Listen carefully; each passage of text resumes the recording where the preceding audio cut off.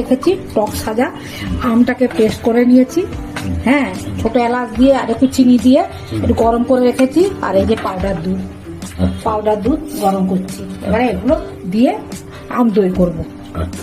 চিনি দিয়ে আর ছোট এলাচ দিয়ে, একটা ছোট এলাচ আর চিনি আর আমটাকে পেস্ট করে গরম করে নিয়েছি।